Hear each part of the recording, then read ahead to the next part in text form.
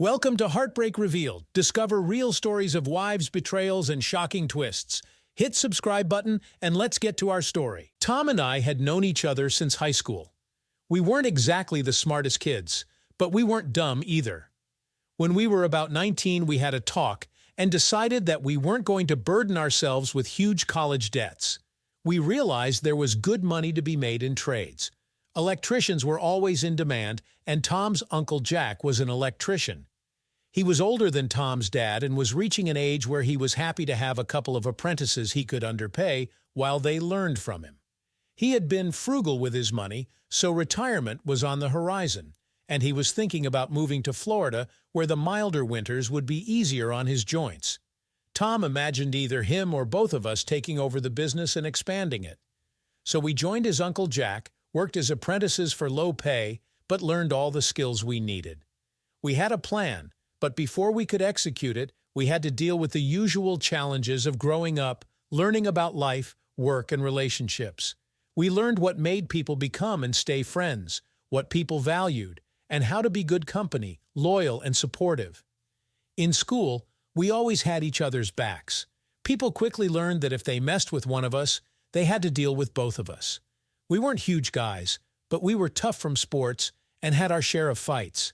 Our friendship was solidified one day when I had trouble with two big guys from the football team, and Tom jumped in with swinging fists. Before they knew it, we had taken both of them down, and after that, no one wanted to mess with us. When it came to girls, Tom was a bit of a player, always with a different girl on his arm. Me, I am Mike, by the way, I became infatuated with Rachel in my first year out of school, as Tom and I were learning the electrical trade from his Uncle Jack. I met Rachel in a bar one night, and we just hit it off. We liked each other and spent a lot of time together. Eventually, it moved to the bedroom, and we found we were just as compatible there.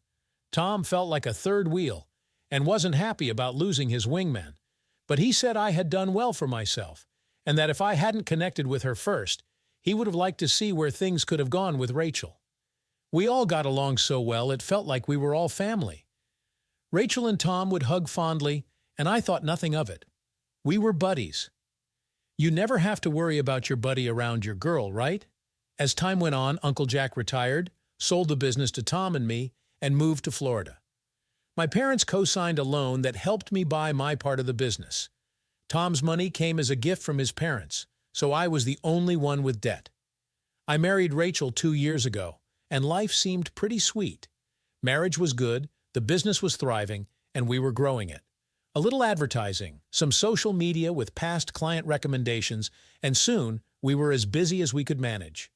We thought about hiring more guys, but trained electricians weren't easy to find at rates we could afford, so we worked longer hours. Rachel worked as a clerk in a law office.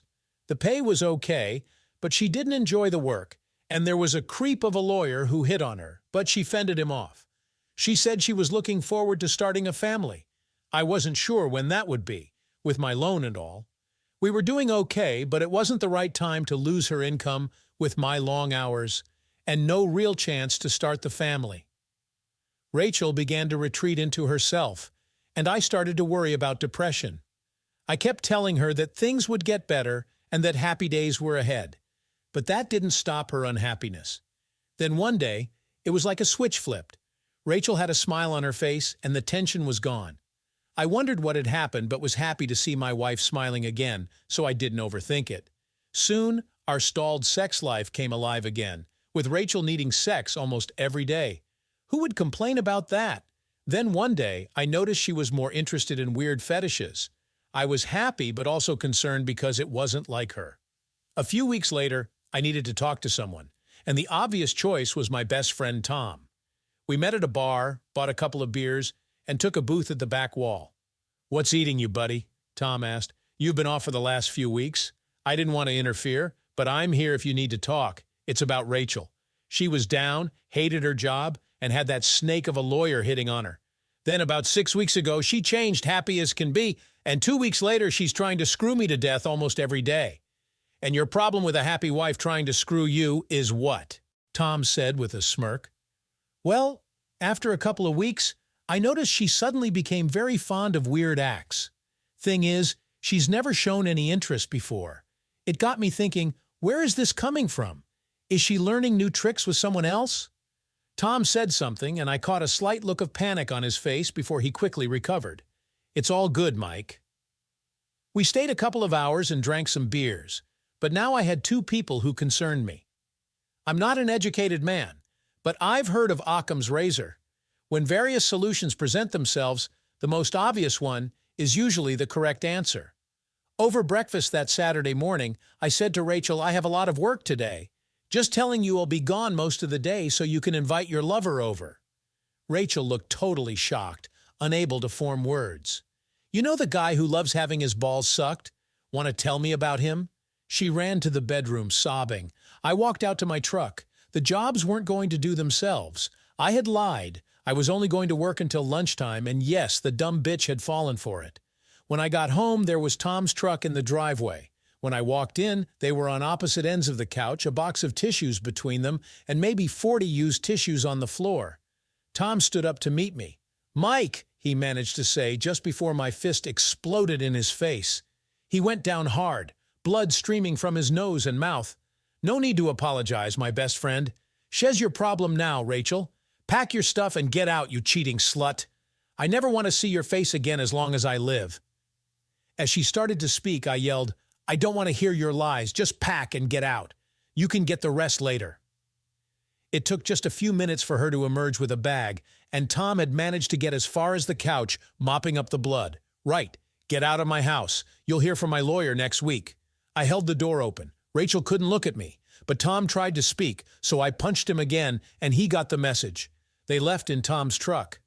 I spent the rest of the day researching divorce and dissolving a company. I went to see my divorce lawyer, Ann Collins, and before getting into it, I asked her what I needed to do to dissolve my partnership with the man who fucked my wife. She told me she'd bring her husband Mark into the meeting, as company law was his specialty. The divorce was simple: no kids, separate finances, no shared assets other than the business. The complication was the business. It started before I married Rachel, and she had signed a prenup acknowledging it as a non-marital asset. Mark read our business agreement and declared it simple to dissolve. Mike, you can sell your half of the business to anyone. If you want it to survive, sell it to Tom. Make him pay dearly for it.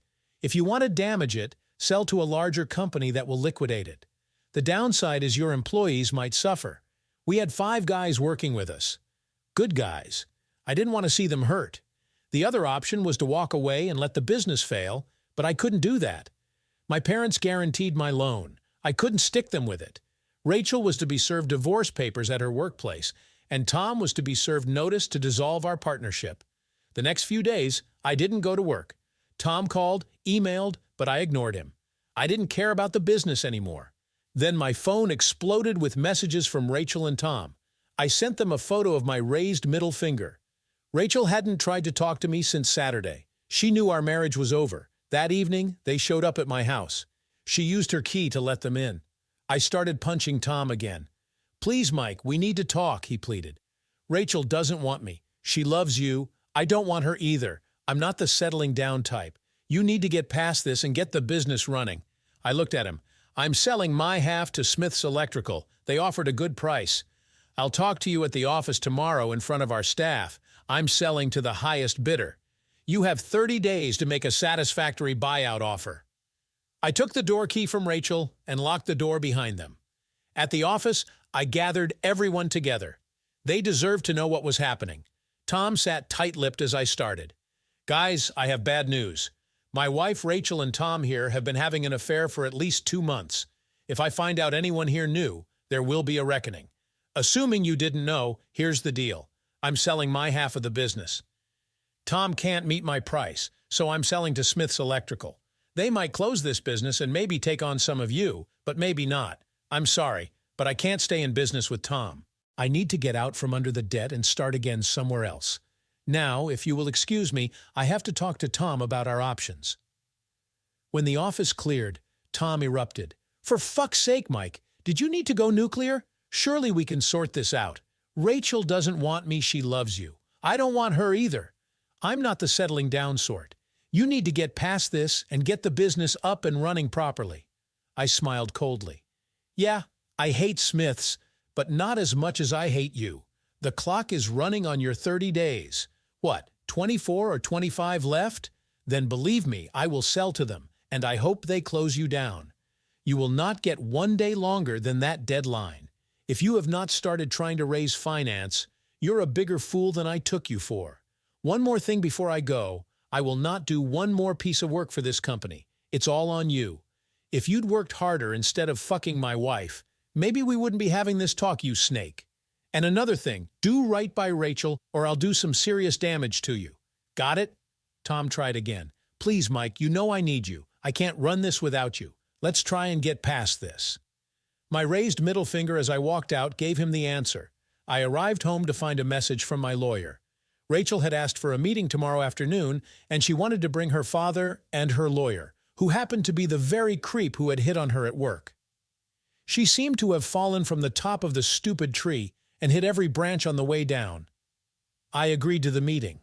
The next day I arrived early to speak to my lawyer, but she had nothing to suggest other than to let the other side talk and see what was on their mind.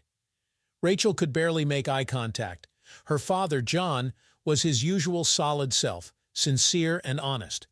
Sorry to meet under these circumstances, Mike. Please just keep an open mind. I shook his hand warmly. Good to see you, John. Her lawyer was another matter. I took an instant dislike to him. He had no sooner been introduced to me than he said, "Right, Mike, let's get this nonsense sorted out and get you two back together." I gave him a stern look. "That is not going to happen, Gibson. Call me Mr. Wilson." I released my grip and he nodded. My lawyer said, "Mrs. Wilson, please tell us why you called this meeting. The terms of the divorce are fair, and your husband has no wish to reconcile with you after your treacherous adultery." Gibson jumped in. "I'm sorry, but that is a gross overstatement of the facts." I cut him off. "No, Gibson, it was an accurate statement of the facts. Are you here to bullshit or help this meeting along?" Finding her voice, Rachel said, "Please, everyone, I can answer for myself. I asked for this meeting because I don't want a divorce. I love my husband despite what I've done. Please, Mike, sit down and talk to me and let me try to explain myself." I was about to bite her head off when John interjected. "Please, Mike, just talk to her. The two of you alone. That's all I ask." John had always treated me well, as had his wife, Mary. I respected him, so I nodded. "Okay, John, but just one meeting and that's it. I won't change my mind, but I'll do this out of respect for you and Mary. I have no respect left for Rachel." My lawyer spoke up. "There is no problem if you two meet at any time. However, I advise we discuss any objections to the terms of the petition for divorce so that we all know where we stand. If your discussion proves fruitless, are there any objections to the terms of the divorce? My client feels the terms are fair. However, she reserves the right to seek court-appointed counseling." "Okay, duly noted. Then our meeting is over if there are no objections to terms to discuss." Leaving the office, Rachel and her father approached me. John again thanked me. God, I really liked him. You couldn't have a better father-in-law. Every look he gave me was laced with apologies for his daughter's behavior. I shook his hand again and invited Rachel to call at 5:00 p.m. the next day. I told her all the rest of her things were boxed and ready to go if she wanted to ask her father to bring her over. At 5:00 p.m., the doorbell rang. Rachel stood there. Her father sat in his car. Manners prompted me to invite him in and pour him a beer. But this was between Rachel and me. It had to be sorted out with no interference from anyone else. I suggested we use the dining table, the most formal setting the house provided. I wanted no misunderstanding. This was a business meeting. Rachel appeared nervous. She should have known nothing good would come of this. I've been crystal clear that what she had done was unforgivable. I wouldn't change my stance on that. A random stranger in a bar after too many drinks? Unlikely, but that might just get her a second chance after a lot of humble pie. But cheating with my best friend and business partner multiple times? She was insane if she thought that was even in the ballpark of forgiveness. But I had promised John I'd give her a hearing. What do you want to tell me, Rachel? That I love you? That I was in a bad place? I hated work. I hated that bastard who is now my divorce lawyer. I hated that you worked so hard. I knew it was so we could get in a place to start a family. But I felt lost. I hardly ever saw you. I did what I had promised not to do. So it's all my fault and you just fell and landed on Tom's lap. Is that it, Rachel? Because that's bullshit that I'm not buying. No, Mike, that's not what I'm saying. I am trying to tell you that I was depressed. I've been to see Dr. Brown and he'd given me antidepressants, but I couldn't bring myself to take them. I felt humiliated, needing something like that when I had a good marriage with a great man and great life stretching out in front of me. You know I wanted to start a family. You said we couldn't, and I saw nothing but that job I hate and no sign of us starting the family I was so desperate for. You know this, Mike. We talked about it. You know how hard I was finding it. But you said we had to wait. I resented that so much. Well, everything she said there was true. She had been desperate for a family. I wanted one too, but the time wasn't right. She continued, one evening, Tom called. When I told him you were working late again, he was amazed. He said he rarely worked late and couldn't understand why you would be. That's why you employ guys, he said. I started to think, were you just making up late jobs? Were you seeing someone when you could have been home with me? I already felt depressed, and this hit me hard.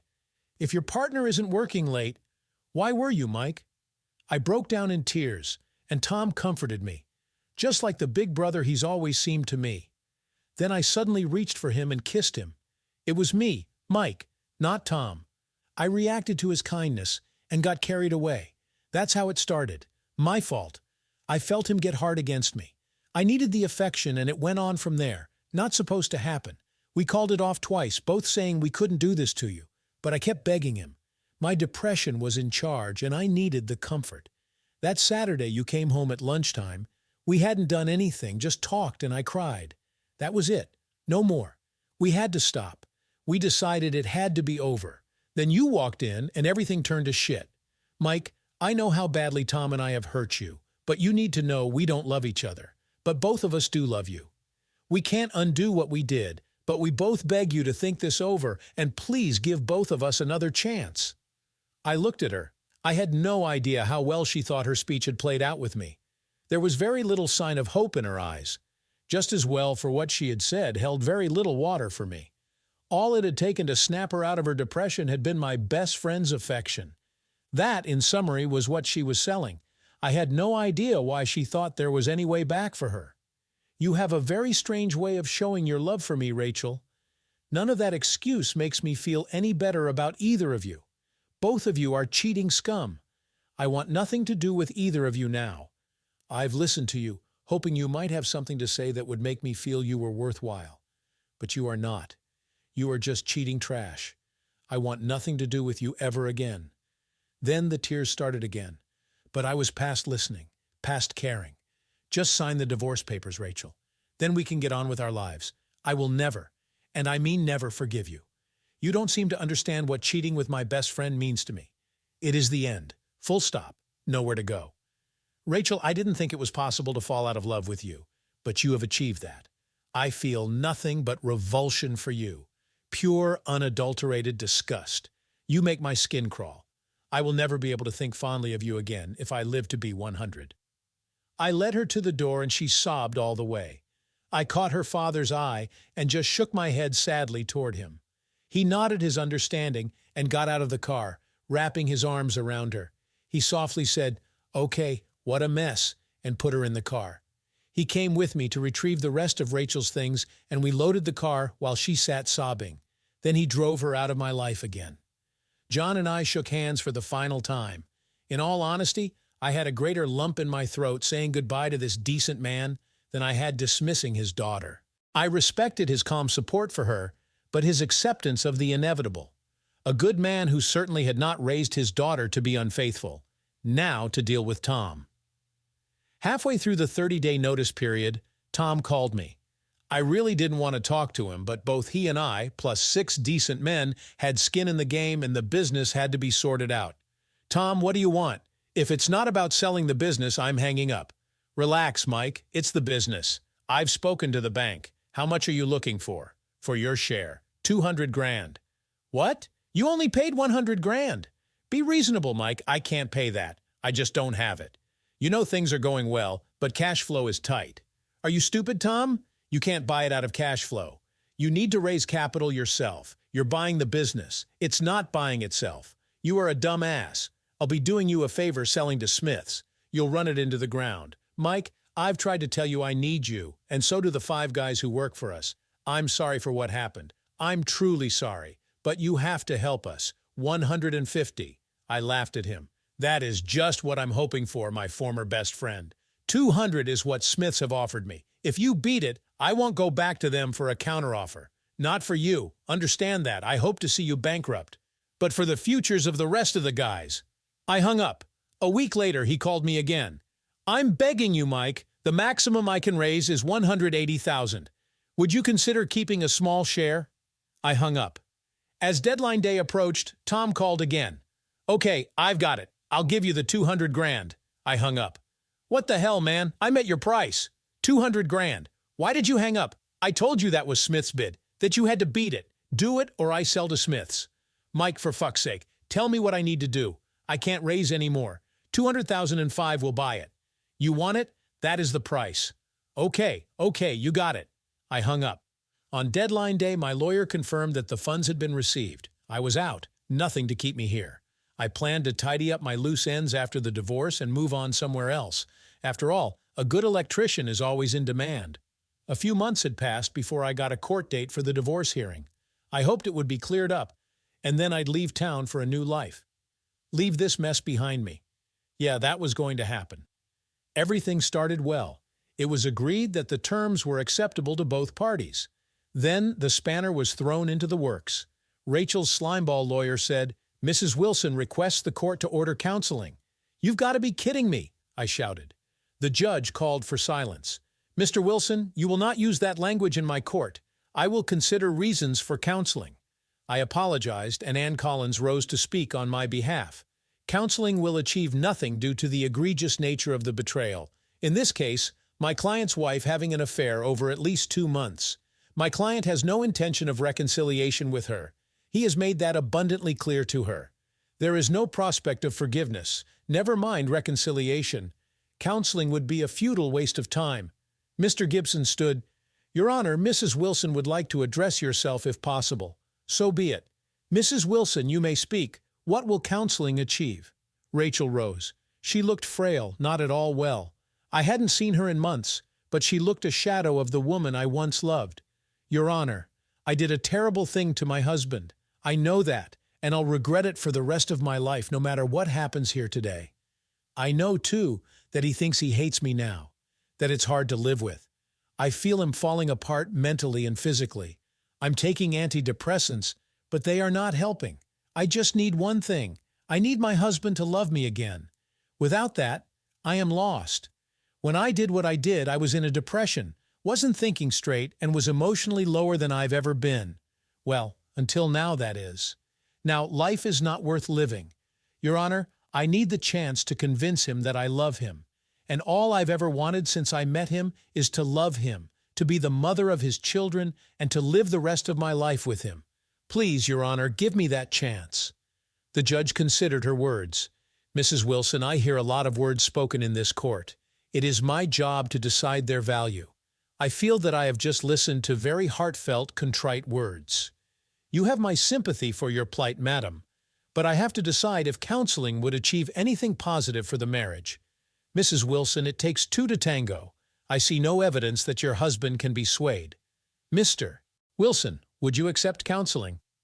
Your Honor, I mean no disrespect, but no, I have no interest in counseling or reconciliation with Rachel. In fact, if ordered, I would reluctantly leave myself open to jail time rather than attend such meetings. Things have gone too far, Your Honor. I am somewhat moved by what Rachel has said today, but the betrayal was too complete. I cannot forgive it or forget it, and I can't even consider living with her again. As I thought, Mr. Wilson, this is a sad case. I feel Mrs. Wilson has a genuine love for her husband, but that is not enough to force him into counseling. I'm granting the divorce, and no counseling is ordered. And that was it, or should have been. 3 weeks later, disaster struck. Mike, it's John. Can you get to the hospital? What is happening, John? Why are you calling? Mike, I'm sorry to ask, but it's Rachel. She may not make it, and she is asking to see you. I'll be there, John. I arrived at the hospital and asked where Rachel was. I was asked if I was a relative and explained we were recently divorced, but that she had asked for me.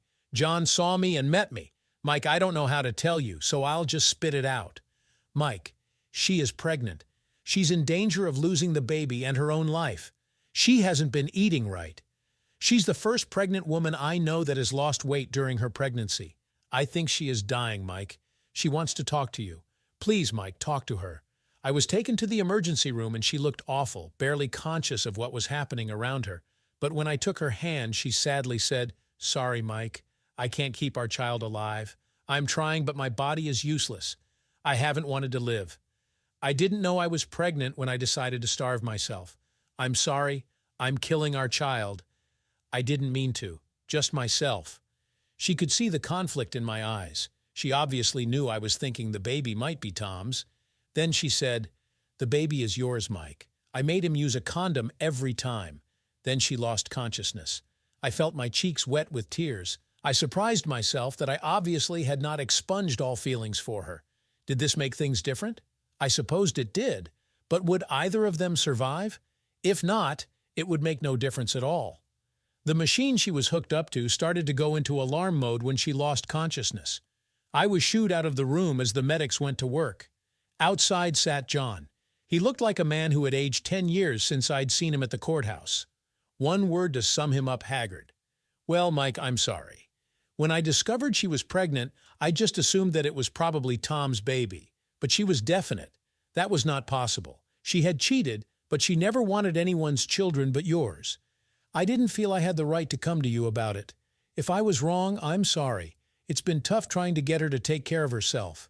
Martha has surprised me, and not in a good way. She felt so let down by what Rachel did to you.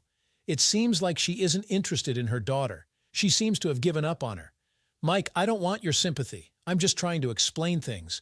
I'm feeling between a rock and a very hard place. I'm at my wit's end, to tell you the truth. Now this." I patted John's arm. He was a good man in a bad place due to the actions of others, trying to do the right thing for everyone, even if he wasn't getting everything right. It came from a good place. I hurt for him. We sat for 3 or 4 hours. Then a doctor approached and asked who was the next of kin. John said, "You can talk to both of us together. What is the situation?" "Well, the immediate crisis has passed, and both mother and baby are hanging on. And gentlemen, I mean hanging on. Neither are in good health. I fear for the mother, but the baby, I'm afraid, may have health issues. If it survives to full term, we will obviously be keeping her for the next number of days. We are going to work on getting her body back in some sort of better shape to support the pregnancy. Gentlemen, I'm sorry, but I have to ask, how has she become malnourished to this extent?" John explained the situation of the breakup and divorce, Rachel's lack of motivation to keep going, and then belatedly discovering that she was pregnant. "Okay, so you, sir, are the baby's father, I assume," the doctor said, looking at me. "So it appears, doctor. But until a few hours ago, I knew nothing of it. If the child survives, I'll want a DNA test, and if it is my child, he'll step up to support it." I looked at John and added, "I'm sorry, John. I'll support the child, but I cannot get back with Rachel. There is just too much hurt." The doctor looked at me seriously and said, "Sir, it may be none of my business, but I'll tell you this, so we are clear. It's really not my place as a doctor to say this, but man to man. I'll tell you, judging by the condition of your ex-wife and what her father has told me, it would not be a surprise to me if you became a single parent within a year." I shrank into my seat. Great, a doctor trying to guilt-trip me into taking her back. I said nothing for now. It turned out she was 6 months pregnant, and there was barely a suggestion of a baby bump. That poor kid must be having a hard time. Was it my kid? Quite possibly. It seemed likely that Rachel, in her depressed state, had screwed up her birth control, and certainly we were having a lot of sex. Whether it was true or not that she had made Tom use condoms, the number of times we had sex made me the likely father. If it was my kid, could I walk away? Would I want to walk away? What sort of relationship could I stand to have with the mother of the child? Life was becoming very complicated just when I thought I had extricated myself from my problems and was preparing to get out of town. Amazingly, mother and child survived under the specialist care they received once her pregnancy and difficulties were understood. The baby was born a little over 4 pounds. Very light, but much lighter babies had survived and thrived. The child, a boy, was surprisingly otherwise healthy. Rachel gained weight under supervision and came through relatively undamaged, though there was a question on what damage she may have wrought on herself and her future ability to conceive. Unluckily, from my viewpoint, a DNA test confirmed that I was the father of the child, a complication I had dreaded for the last 3 months since becoming aware of the possibility. I'd always thought fatherhood would have been one of the joys of my life, but the experience was seriously tainted. It appeared likely that this would mean a lifetime involvement with a woman I could no longer tolerate. Nothing had changed. I had no wish to ever see her again, much as I hadn't wished her dead when that was a real possibility. 3 or 4 days after the birth, John once again was the one to contact me. "Mike, I'm calling about the baby. Rachel wants to know if you want to have a say in deciding the boy's name." "John, I hadn't even thought about it. We're divorced. I didn't expect to be consulted. One thing I would like is that she doesn't use my surname. Perhaps she can use your name, Kelly. Does that sound reasonable? Mike, I'm sorry, but I think you need to talk to her. She is still calling herself Rachel Wilson. It could cause problems for the child if its name was different from both mother and father. Besides, don't you want to see your son, Mike?"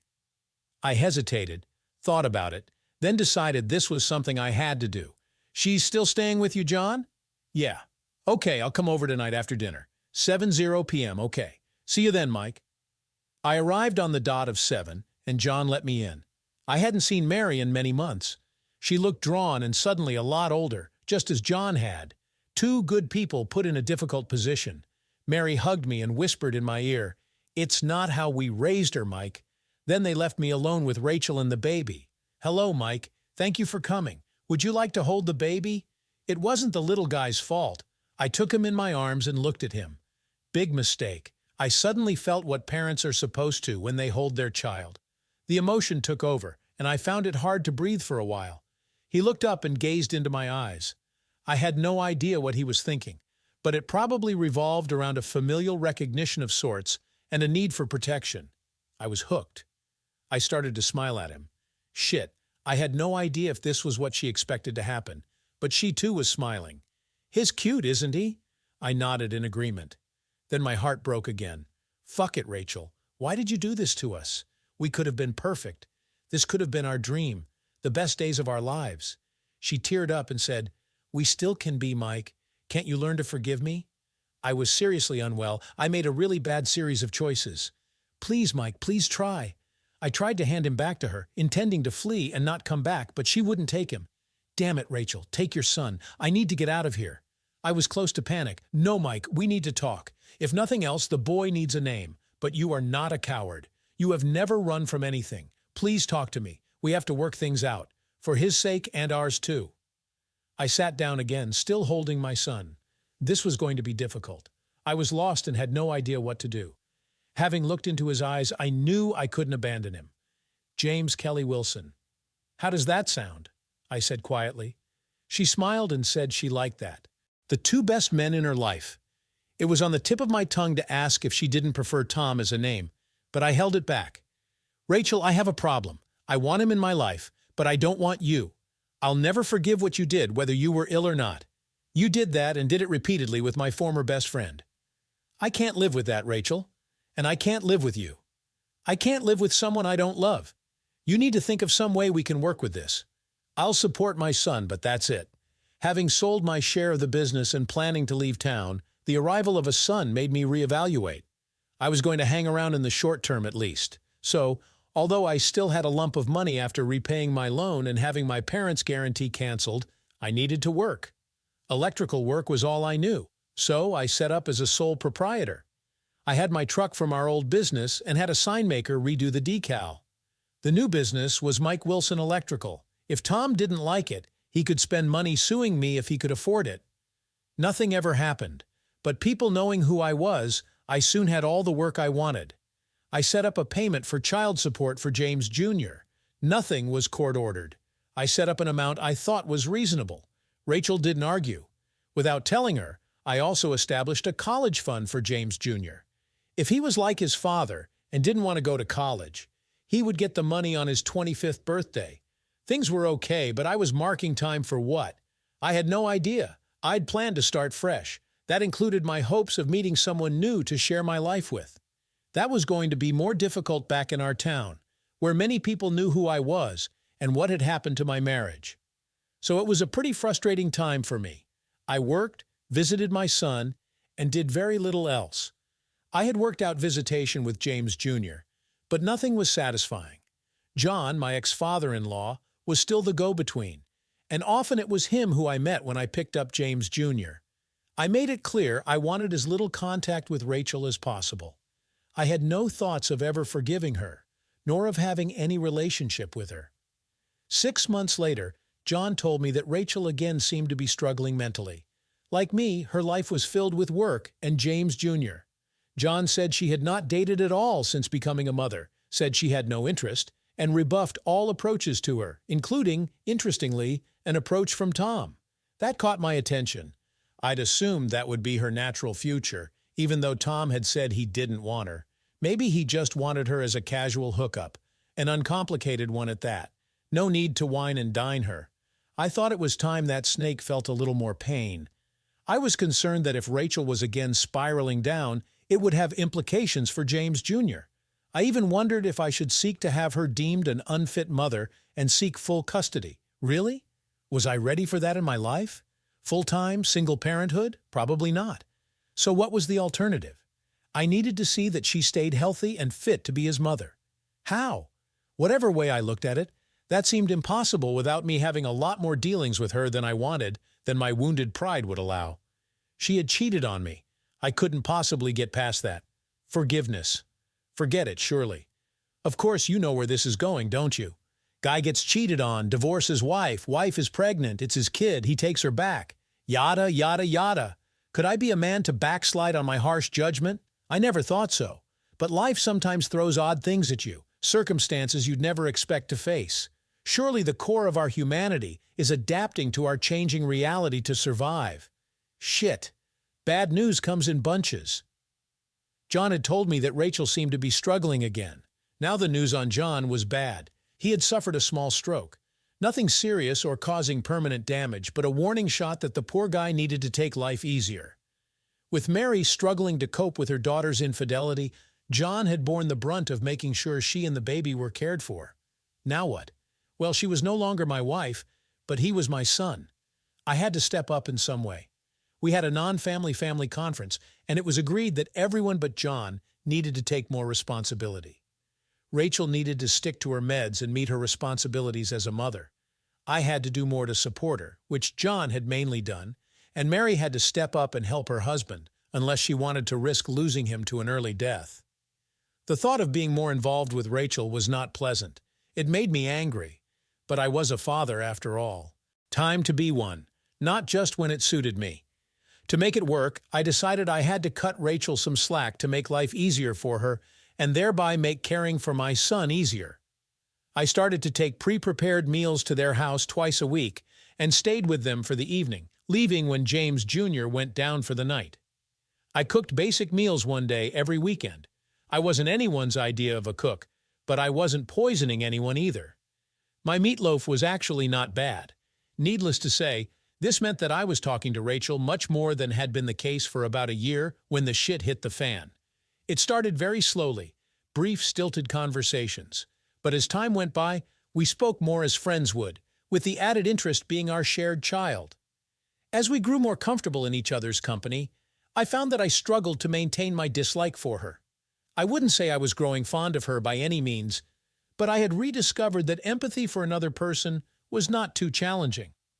I made it my business to ensure that she stuck to her meds regime, and slowly she began to emerge from her latest funk. It really didn't take a rocket scientist to see what medicine she needed. All it took was some smiles and a few kind words from me. She had been almost literally dying from lack of affection, from being treated as a pariah, and of course, when people treat you that way, from lack of self-esteem. Some decent time spent as a family with her son perked her up. And really quickly, I began to ponder, is it right that I treated a woman I loved with all my heart like I had? She had broken my heart, she'd given me cause. Many men will tell you if a wife cheats once, never mind a 2-month affair, it should lead to banishment. But am I not a better man than that? Should I really treat a woman I've loved and now have a child with as utterly worthless? I began to think that, much as I had been wronged, Perhaps I'd overdone the retribution on her.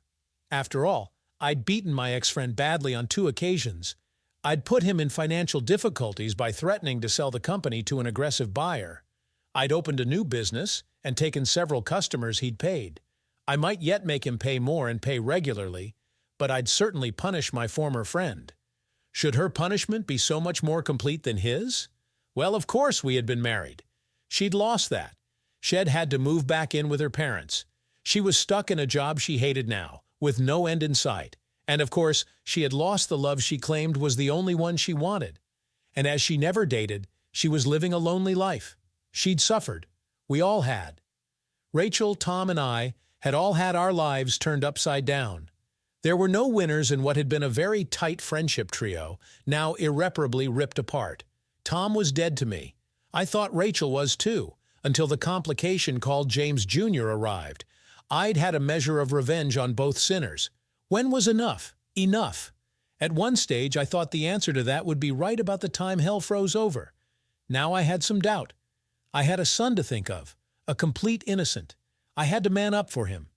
His mother was borderline depressed since her affair and my discovery, certainly since our divorce and her pregnancy when both she and James Jr. could have died. I was reminded of the words that doctor had said, man to man rather than as a medic. Words to the effect that I could be a single parent within a year, giving a clear warning that Rachel was a potential suicide, either deliberately or by default, by simply not taking care of herself. To top it off, one of the best men I'd ever met, my ex-father-in-law John, had almost run himself into the ground and ruined his own health by trying to take care of everyone else's problems. Yes, time to man up indeed.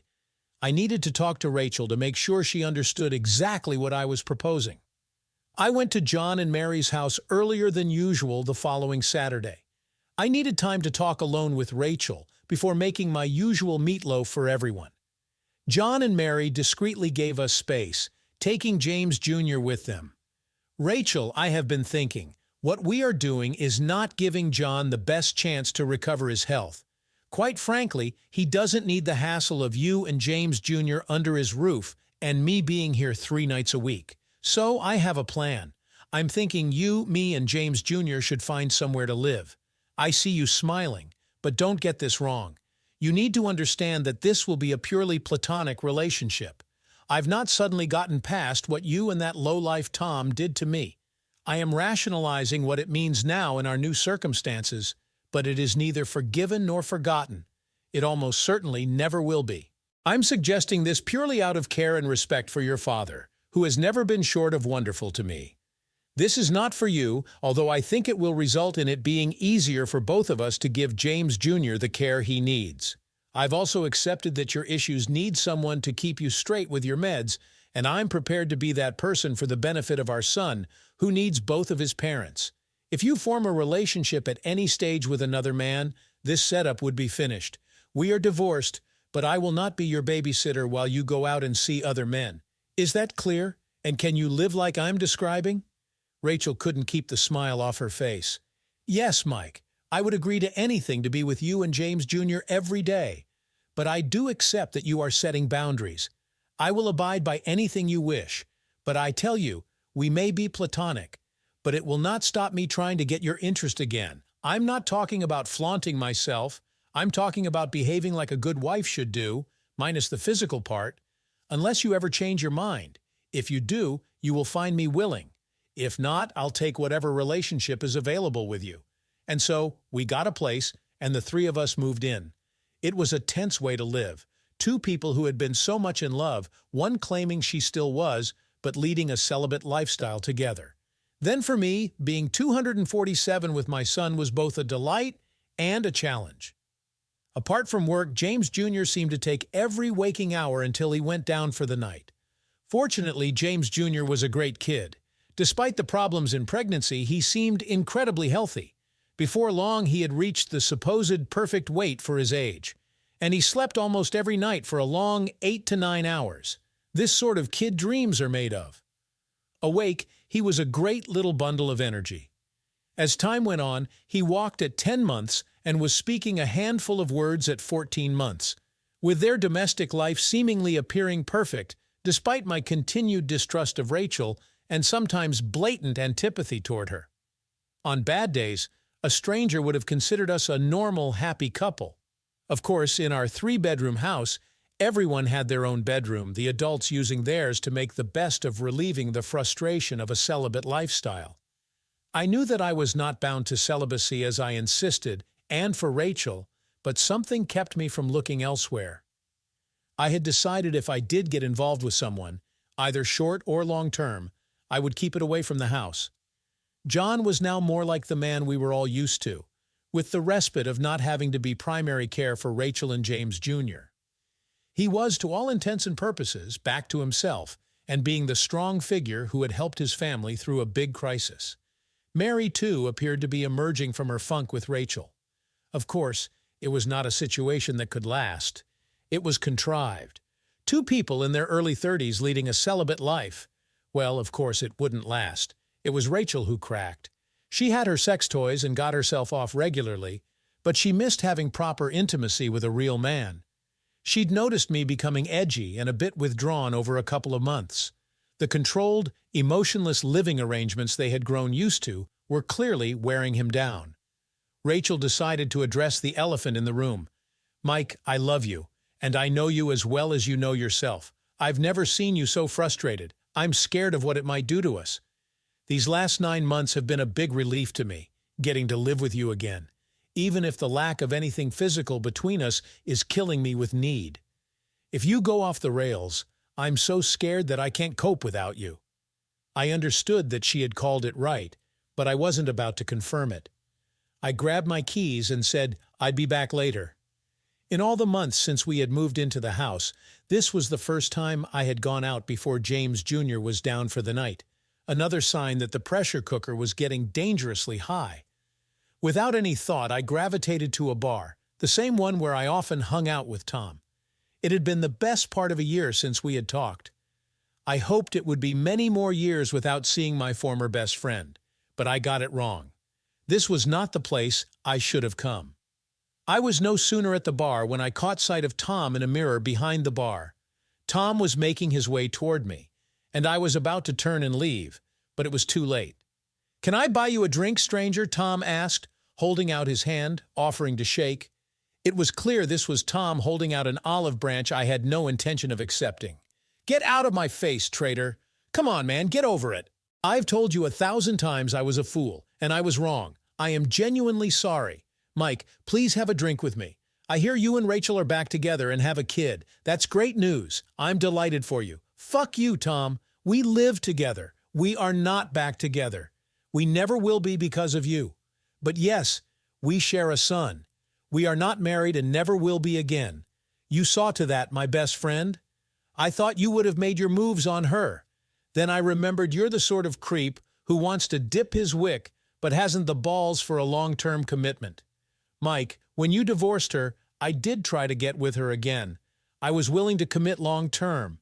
I decided she was worth the effort. But you know what? She told me that you were the only man she wants to settle down with. You get that? You dumped her. You told her you hated her. But Mike, she loves only you. If you weren't such a hard ass, you'd have a woman who knows she fucked up but will never do it again. Mike, I know I am probably the worst best friend in history, but after all our years together, I only want what's best for you. That's what Rachel is, the best thing you could have in your life. Now I know I'm probably making you angry, and if you want to take me outside and beat on me again, then like every other time, I won't throw anything back at you.